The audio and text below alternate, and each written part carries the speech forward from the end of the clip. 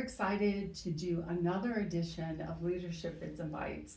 And every month we come to you with another leader who is being successful in the community, who is doing great things, and has a story to share with you about their business and how they're being successful, but also how they're leading in unique ways, and that we all can learn from that. So I'm really excited today to introduce to you our guest, Tico Duckett, who is the owner and founder of Duckett Brothers Distributing, DVD. He is a Michigan State alumni, go Green, love that. And he was a star player, football player at Michigan State University. He also was in the NFL with the Washington Commanders.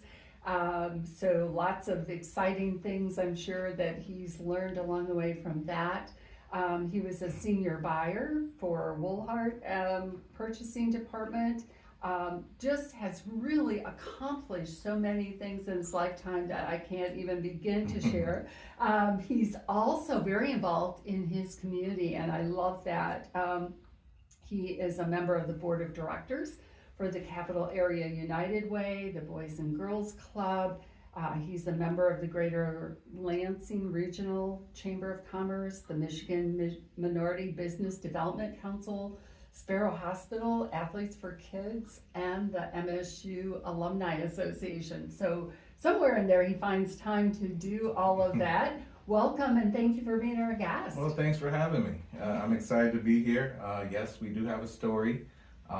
It's incredible sometimes to look at what we have accomplished as a team. And I'm president of Duckett Brothers Distributing, also president of D Squared Facilities Management, two separate companies. Right. One does the cleaning, commercial cleaning and post-construction, and the other is the full line of janitorial supplies. Wow. So, in 1998, I opened Duckett Brothers. It was called Tico Duckett at the time. Okay. And then in 2008, my brother joined me, Todd Duckett, and turned it into Duckett Brothers Distributing. And then in 2008, I also opened D Squared Facilities Management, which is a commercial cleaning company. Wow. So with that all being said, we're in the cleaning business. And I got started, I came back from playing ball, and I was gonna go into teaching, and my counselor said, you're gonna start at $24,000 a year. And I said, oh, I can't do that, can't do that. So I ended up running into a gentleman his name is Ken Potengi. He owned the Woolhart Corporation.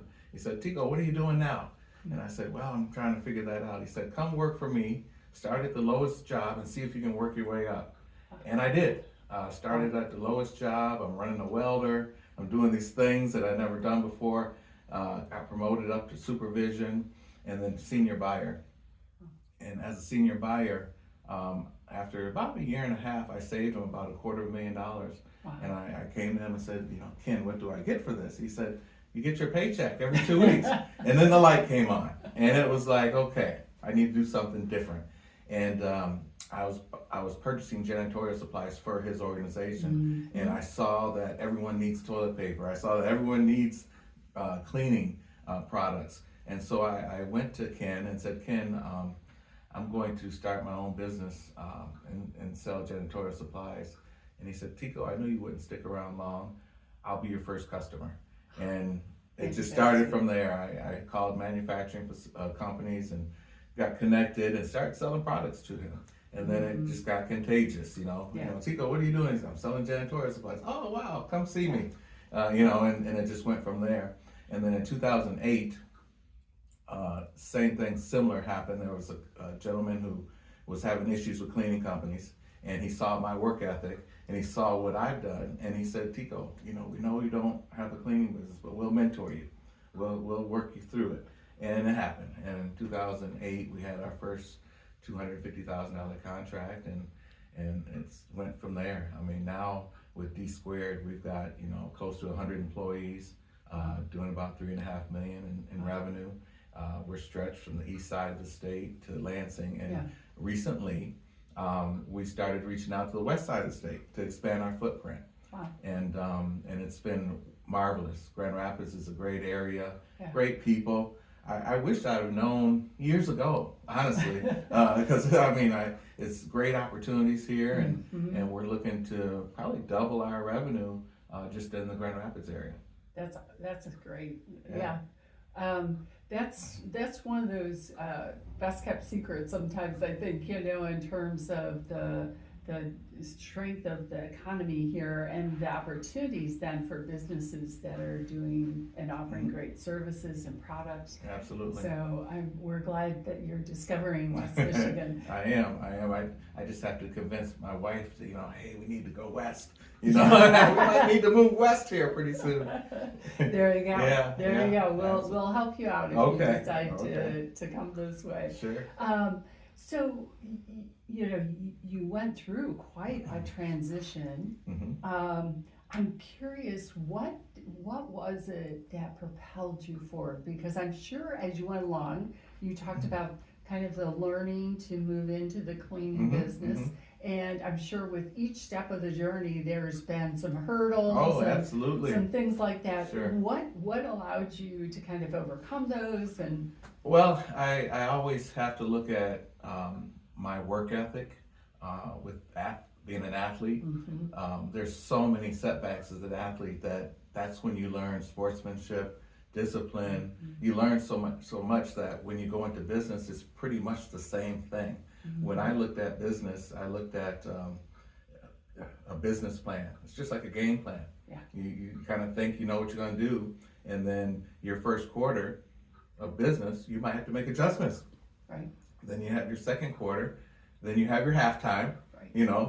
mid-season, mid-year, and then you have 2 more quarters to, once you get to the final fourth quarter, did you make money or lose money? Did you win or lose? Right. And so I kind of have taken that whole concept into business. For example, you're playing a football game and second quarter you fumble the ball. That's not the end of the game. It's not the end of the world. Right. You literally have to suck it up. Yep. You got a few more quarters to go and you Right. continue. And that's pretty much how it is in business. Things happen and you have to stay calm. Right. You have to find solution and you get through it. And so that's kind of what we have been doing for the past 27 years. Is awesome. We went through gas price issues, 9/11, recession. There's so many things that we had to pivot. COVID, Right. there were so many things we had to pivot and just say, okay, now how are we going to make this happen? And that's just part of, trying to be a solution maker, solve issues. And I think that's what we've been doing along the way. Yeah. I love that because I do think that's absolutely true. You can't control circumstances, but you can control your response to it. Absolutely. And so it's all about what do we do? How do we make a difference?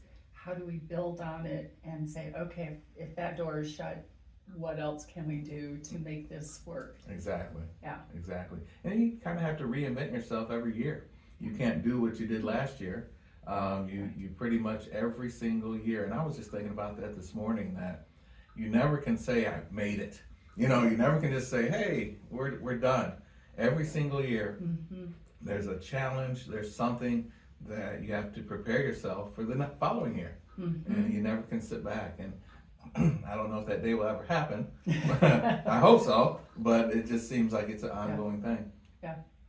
I'm sure as you think back, as you were kind of alluding to the parallel between when you were in the NFL and then now as an entrepreneur, there were probably times even as an athlete where you felt like, okay, I've got that part of my game figured out or whatever, and then you realize I can't relax because if I do, that's when you start going backwards. You right? are exactly right.